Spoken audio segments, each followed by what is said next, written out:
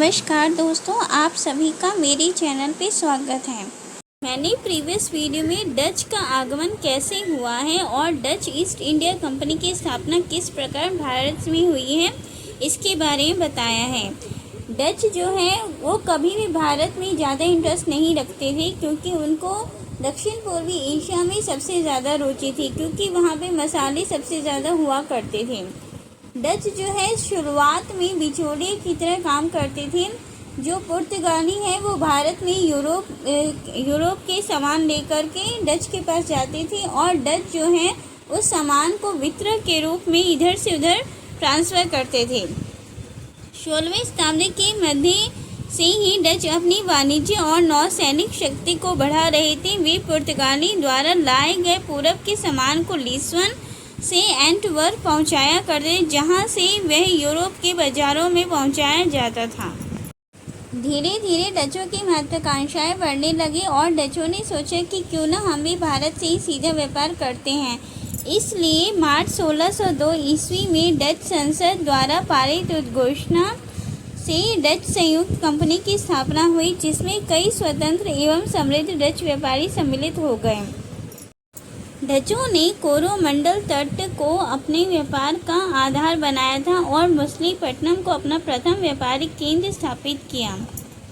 भारत से मसाले के व्यापार में डचों को ज़्यादा इंटरेस्ट नहीं था, क्योंकि डच जो है इंडोनेशिया से मसाले का व्यापार पहले से ही करते आ रहे थे।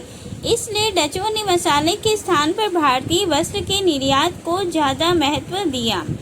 भारतीय वस्त्र जिसकी डिमांड बहुत ज़्यादा है, आज के समय में भारतीय वस्त्र को हर जगह पर लोकप्रिय बनाने का श्रेय डचों को ही जाता है। पुर्तगाली भारत में आए, उन्होंने भारत से मसाले का व्यापार किया, लेकिन डच भारत में आए, उन्होंने भारतीय वस्त्र को लोकप्रिय बनाया, भारतीय वस्त्र का निर्यात किया। डच की वजह से ही भारतीय वस्त्र की कारीगरी प्रसिद्ध हो गई। डचों का इस तरह भारत से वस्त्र निर्यात को सर्वप्रमुख वस्तु बनाने का श्रेय डचों को दिया जाता है। अंततः 1759 में विदारा के युद्ध में अंग्रेजों ने डचों को पराजित कर दिया। अंततः डचों का जो युद्ध है वो 1759 में अंग्रेज के साथ हुआ। अंग्रेज बहुत ज़्यादा शक्तिशाली और समृद्ध थे, जिसके सामने डच जो है टिक नहीं पाए और पराजित हो गए। आगे है डेनिश कंपनी। डेनिश कंपनी जो कि डेनमार्क से भारत में आई थी, लेकिन आने के बाद कुछ कर नहीं पाई। 1600 ईस्वी में डेनमार्क से डेनिश कंपनी की स्थापना हुई। इसमें ट्रंकोबार जो आज के समय में तमिलनाडु को कहा जाता है, तमिलनाडु में अपना पहला व्यापारिक केंद्र 1619 ईस्वी में बनाया था। डेनिश कंपनी जो भारत में कोई भी उल्लेखनीय काम कर नहीं पाई थी, इसलिए आगे चलकर अपने सभी केंद्रों को इन्होंने ब्रिटिश को बेच दिया। डेनिश कंपनी के बाद British east India company Bharat में आई। अंग्रेज बहुत बाद में भारत में आई, लेकिन बहुत सालों तक अंग्रेजों ने ही राज किया भारत के अंदर। पुर्तगाली के आने के बाद लगभग 100 सालों के बाद ब्रिटिश आए और अंग्रेजों ने अपनी पहली फैक्ट्री की स्थापना 1608 में हुई।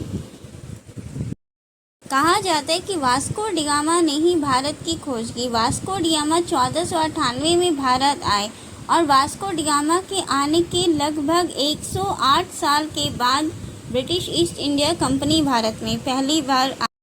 1599 में पूर्व के देशों के साथ व्यापार करने के लिए एक कंपनी की स्थापना हुई, जिसमें कुल 27 व्यापारी थे। Governor and company of merchants of London trading into the east Indies. 31 दिसंबर 1600 को महारानी एलिजाबेथ द्वारा शाही फरमान जारी करके 15 वर्षों 1799 में अंग्रेजों ने भारत में पहली बार एक फैक्ट्री लगाई, जिसका नाम ब्रिटिश ईस्ट इंडिया रखा गया। वहाँ की जो महारानी एलिजाबेथ ने एक चार्टर दिया, चार्टर मतलब फरमान जारी किया और भारत के साथ व्यापार करने का अधिकार दिया। 15 सालों तक वह चार्टर था, मतलब 15 सालों तक ईस्ट इंडिया कंपनी ही भारत और पूर्व देशों के साथ व्यापार कर सकती थी। महारानी एलिजाबेथ ने 15 वर्षों के लिए पूर्व देशों के साथ व्यापार करने की अनुमति दी। अंग्रेज भारत में शासन करने नहीं आए थे, व्यापार ही करने आए थे और महारानी एलिजाबेथ का भी उसमें एक हिस्सेदारी थी। हिस्सेदारी मतलब शेयर था उसके अंदर। लगभग 1813 में एक एक्ट जारी किया जिसमें चार्टर को ख़त्म किया गया। चार्टर मतलब होता है एक्सक्लूसिव राइट।